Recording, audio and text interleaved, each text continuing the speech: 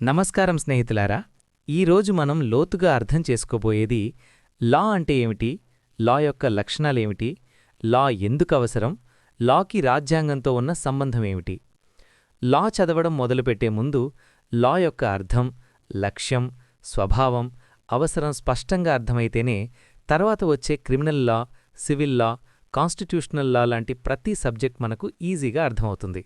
Topic 1. What is law? Why law is important? Law అంటే ఏమిటి? లా ఎందుకు అవసరం? 1. వాట్ ఈజ్ లా అంటే లా అంటే ఏమిటి? రాష్ట్రం లేదా ప్రభుత్వం గుర్తించిన, సమాజంలో ప్రజల ప్రవర్తనను నియంత్రించడానికి రూపొందించిన, తప్పనిసరిగా పాటించాల్సిన నియమాల వ్యవస్థనే లా అంటాడు. ఈ నియమాలను ఉల్లంఘిస్తే శిక్ష లేదా చట్టపరమైన పరిణామాలు తప్పకుండా ఉంటాయి.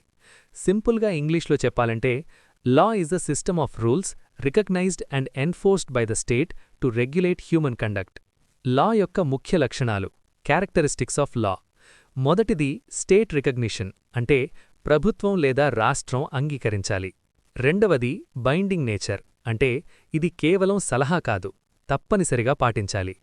మూడవది ఎన్ఫోర్సిబిలిటీ, అంటే పోలీస్ కోర్టుల ద్వారా అమలు చేయగలగాలి. నాల్గవది శాంక్షన్, అంటే ఉల్లంఘిస్తే శిక్ష ఉంటుంది. ఐదవది యూనివర్సాలిటీ, అంటే అందరికీ సమానంగా వర్తిస్తుంది. ఉదాహరణగా ట్రాఫిక్ సిగ్నల్ ఎరుపు ఉన్నప్పుడు ఆగాలి. ఇది కేవలం సలహా కాదు, ఇది చట్టం. దీనిని ఉల్లంఘిస్తే ఫైన్ పడుతుంది, లైసెన్స్ సస్పెన్షన్ వంటి పరిణామాలు ఉంటాయి. రెండవది sources of law or who makes law. Law ఎక్కడ్నుంచి వస్తుంది? ఇది చాలామంది మిస్ చేసే ముఖ్యమైన ఫౌండేషన్ పాయింట్. భారతదేశంలో లా యొక్క ప్రధాన మూలాలు ఇవి.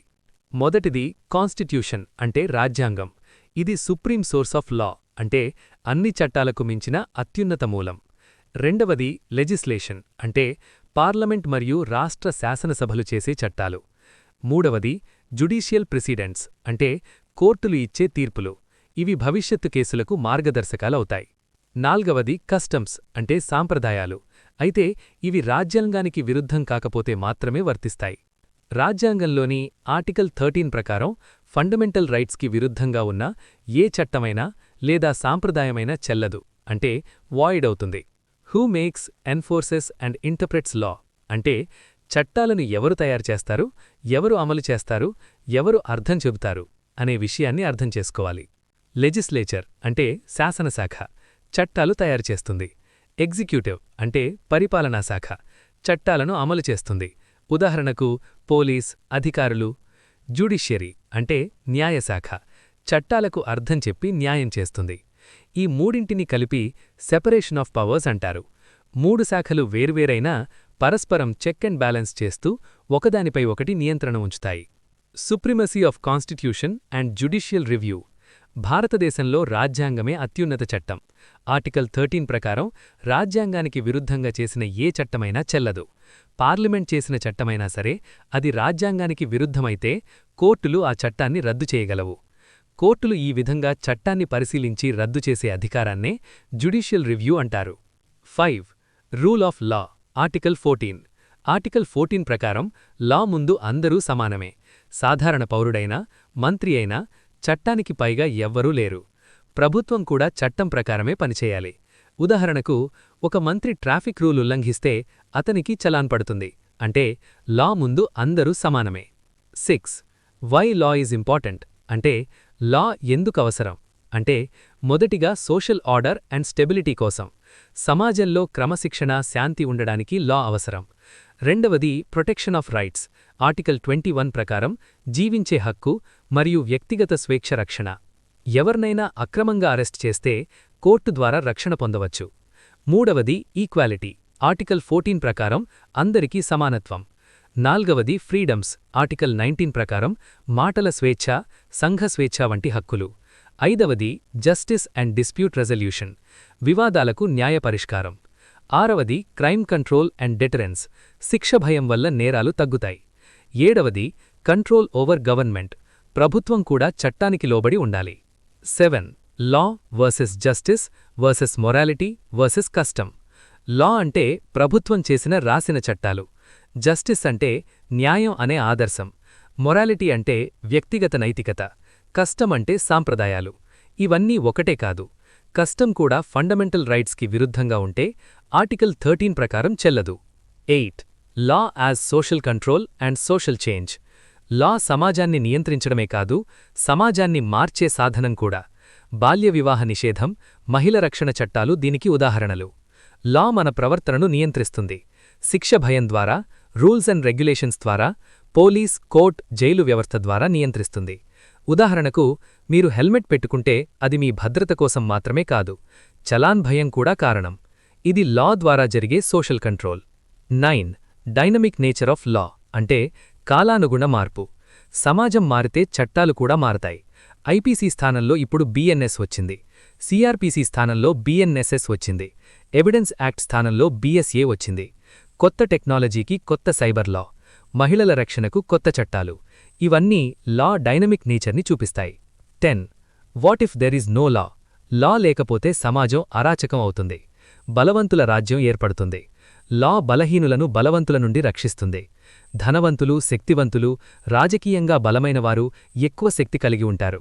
లా లేకపోతే బలహీనులు నలిగిపోతారు.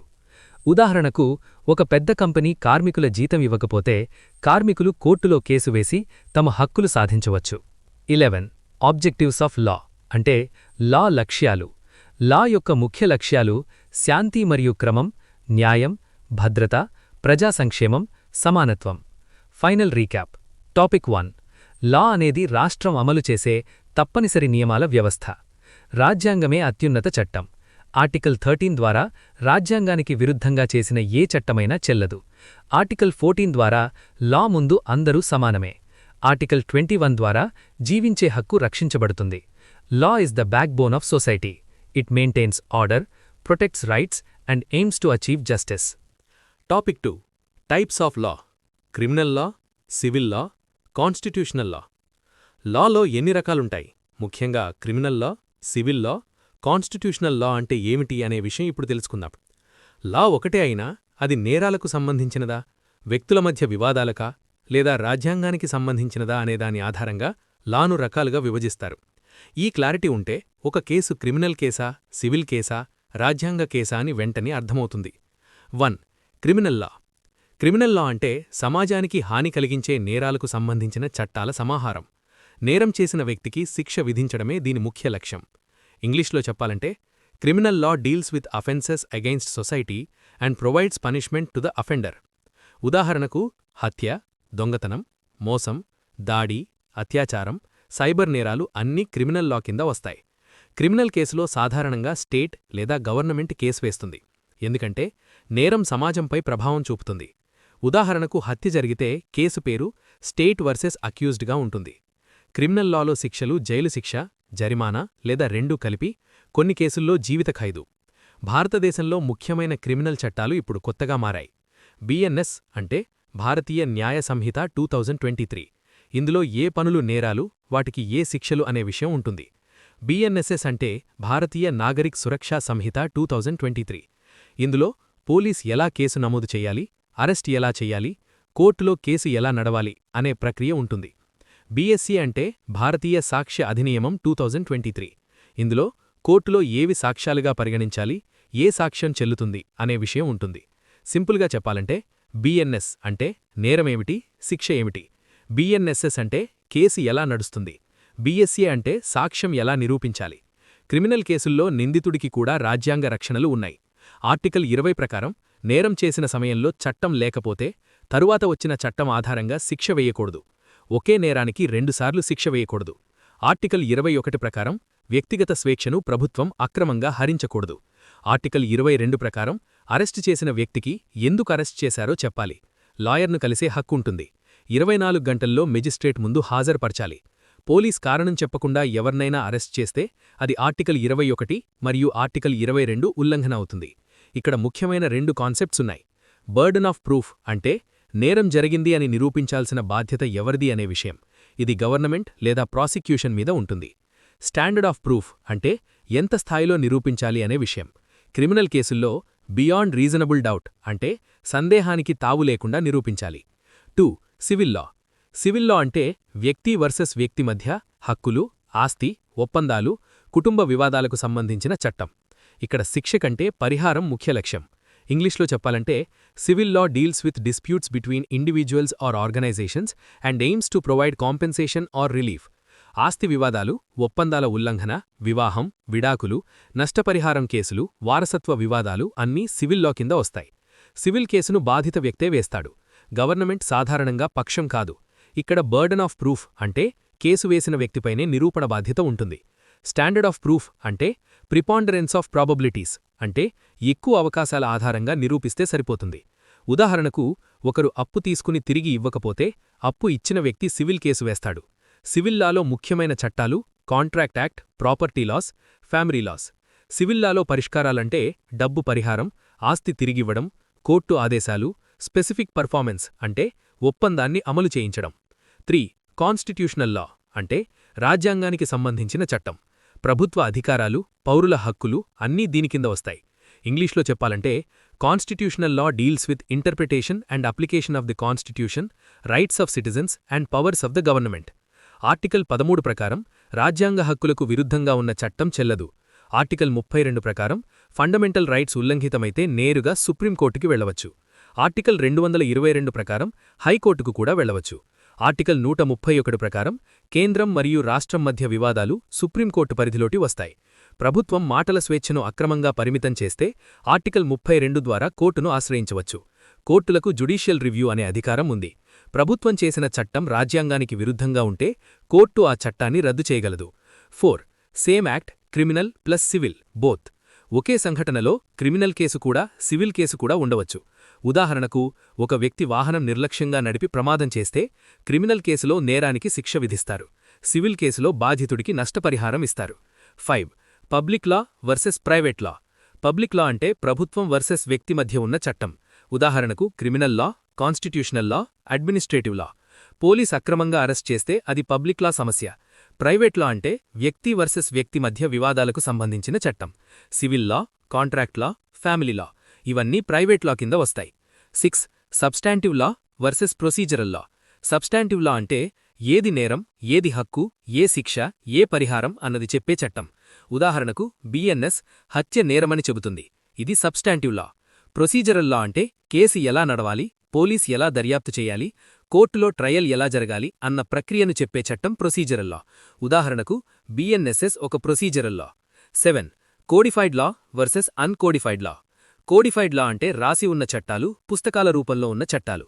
ఉదాహరణకు BNS, BNSS, contract act, constitution. Uncodified law అంటే పూర్తిగా రాసిలేని సంప్రదాయాలు మరియు కోర్టు తీర్పుల ఆధారంగా ఏర్పడిన నియమాలు. భారతదేశంలో ఎక్కువగా కోడిఫైడ్ లా ఉంటుంది. అన్కోడిఫైడ్ కస్టమ్స్ రాజ్యాంగానికి విరుద్ధంగా ఉంటే ఆర్టికల్ 13 ప్రకారం చెల్లవు. 8. One act multiple laws apply. ఒకే సంఘటనలో criminal law, civil law, constitutional law అన్నీ వర్తించవచ్చు. పోలీసులు ఒక వ్యక్తిని అక్రమంగా అరెస్ట్ చేస్తే క్రిమినల్ కేసులో పోలీస్పై కేసు పడవచ్చు. సివిల్ కేసులో బాధితుడు నష్టపరిహారం కోరవచ్చు. కాన్స్టిట్యూషనల్ లా ప్రకారం ఆర్టికల్ 21, ఆర్టికల్ 22 ఉల్లంఘనపై రిట్ పిటిషన్ వేయవచ్చు. 9. Modern classification, new laws update. ఇప్పుడు ఐపీసీ కాదు, బిఎన్ఎస్ అమల్లో ఉంది. సిఆర్పిసి స్థానంలో బిఎన్ఎస్ఎస్ ఉంది. ఎవిడెన్స్ యాక్ట్ స్థానంలో బిఎస్ఏ ఉంది. ఇవి మీ కోర్సులో కరెంట్ అప్డేట్గా గుర్తుంచుకోవాలి. 10. Why understanding types of law is important. ఏ కేసు ఏ కోర్టుకి వెళుతుందో అర్థమవుతుంది. శిక్ష వస్తుందా లేదా పరిహారం వస్తుందా అన్న క్లారిటీ వస్తుంది. లా స్టూడెంట్స్కు ఫౌండేషన్ బలంగా తయారవుతుంది. సామాన్య ప్రజలకు కూడా లీగల్ అవేర్నెస్ పెరుగుతుంది. Final summary. టాపిక్ 2. క్రిమినల్ లా సమాజానికి హాని చేసే నేరాలకు శిక్ష విధిస్తుంది. సివిల్ లా వ్యక్తుల మధ్య వివాదాలకు పరిష్కారమిస్తుంది. రాజ్యాంగ లా ప్రభుత్వాన్ని నియంత్రించి పౌరుల హక్కులను కాపాడుతుంది. పబ్లిక్ లా అంటే ప్రభుత్వం వర్సెస్ వ్యక్తి. ప్రైవేట్ లా అంటే వ్యక్తి వర్సెస్ వ్యక్తి. సబ్స్టాంటివ్ లా అంటే నేరం ఏమిటి లేదా హక్కు ఏమిటి అని చెప్పేది. ప్రొసీజరల్ లా అంటే కేసు ఎలా నడవాలి అని చెప్పేది. కోడిఫైడ్ లా అంటే రాసి ఉన్న చట్టాలు. అన్కోడిఫైడ్ లా అంటే సంప్రదాయాల ఆధారంగా ఉన్న నియమాలు.